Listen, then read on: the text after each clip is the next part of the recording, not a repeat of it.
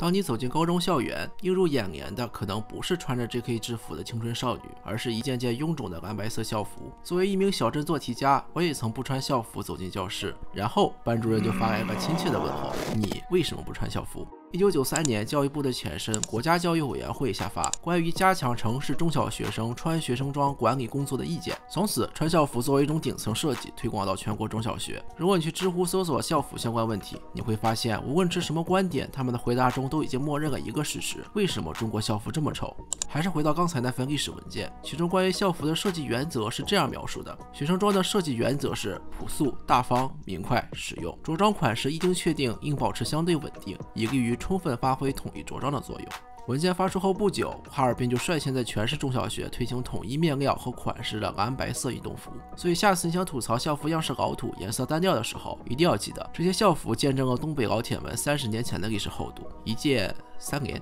中国校服的问题绝不止于外表的丑陋，内部的问题也有很多。1993年的文件还规定，各省、自治区、直辖市和计划单列市教育行政主管部门是地方城市中小学生着装工作的归口管理部门，具体负责本地区的规划、计划、步骤和方法等。也就是说，招标采购校服的权利从中央下放至地方，乃至于下放至学校。而这些权力真空的灰色地带产生了源源不断的质量问题。一方面是校服生产商因为限价令赚不到钱，无力去更新校服设计；另一方面是学生和家长惊奇地发现，拿到手里的校服质量奇差，价格奇贵。据来自教育部的消息，今年底中国首个中小学生校服行业安全生产标准将制定出台。因此2014年，教育部等4部门联合印发了关于进一步加强中小学生校服管理工作的意见。紧接着第2年正式推出中小学生校服新国家标准。但仅仅在2年后的2017年，甘肃省兰州市32中学的家长们便从校服口袋中翻出了医院的红十字标志，而这件使用了具有我国完全自主知识产权的医院床单材料可循环再利用技术制成的校服，要价400元。这个价格已经能在淘宝买10套质量相仿的校服了。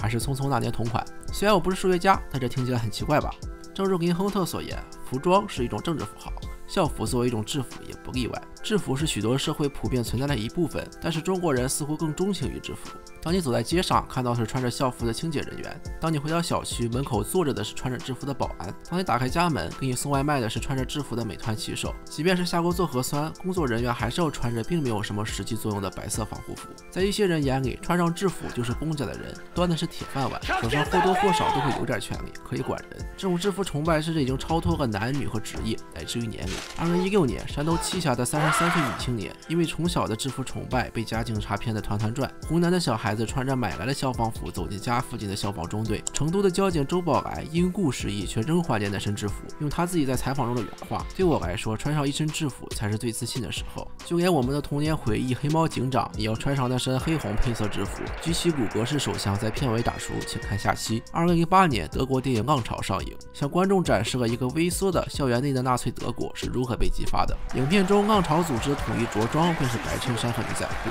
当穿白衬衣成为一种具有强制性的运动时，看起来清爽无害的外形却成为了比黑帮更恐怖的温床。白衬衫的纯洁意味也转变成了白色恐怖。历史的伤疤虽已成往事，但那份痛楚却异常清晰。并不是每一个民族都有直面历史的勇气，不论是冲锋队的褐色制服，还是党卫军的黑色制服，对人的视觉都有一种美感的冲击力。多少2战的德国年轻人入伍参军，只是为了得到一套本国制造的军装。能够穿上这样的制服，不仅表明自己已经被当局和社会所接纳，成为纳粹体制内的一员，而且足以唤起人的自我价值感和满足人的虚荣心。权力来自于制度，而制服正是制度的外衣。畏惧制服实际上是畏惧上边，也就是畏惧制服后面隐藏的权力。向往制服意味着崇拜制服所代表的权利，意味着渴望进入这个权力机构，成为其中的一员。制服诱惑本质上是权力的诱惑。对于制服的性迷恋，实际上就是对权力以及制度化权力的迷恋，是异化的权力崇拜症。离开了权力，降枪型科技不过是浪费粮食的酒槽；离开了权力，考斯特不过是一架严重的旅游中巴车；离开了权力，山东人民喜闻乐见的4个圈不过是会被追尾的黑色高级车。社会上每一个人面对的共同难题就是，我们都必须穿制服，但同时又必须拒绝穿制服，以免自己珍贵的独特个性遭到抹杀。德语中制服一词派生出来的动词，既有穿着制服的意思，也有使人们的行为和思想统一化的意思。一旦人们的思想穿上了制服，也就丧失了思考的权利与能力，成为了国际歌中所说的囚禁在思想牢笼中饥寒交迫的奴隶。穿校服不但集体化了人们穿的衣服，也集体化了穿衣服的人。然而，摘掉了所有配饰、军衔和胸章的纳粹制服，其本身也不过就是一套平凡无奇的着装而已。如果喜欢这个视频，不要忘了键3连加关注。如果不喜欢，也请私信我提意见。QQ 群也欢迎大家加入。你可以在 B 站、微博、微信、YouTube 搜索关注给论坛，在微信公众号后台回复关键词“制服”，可以获取本期视频出现的论文。最后的最后，这是给论坛，我们下期再见。太棒了。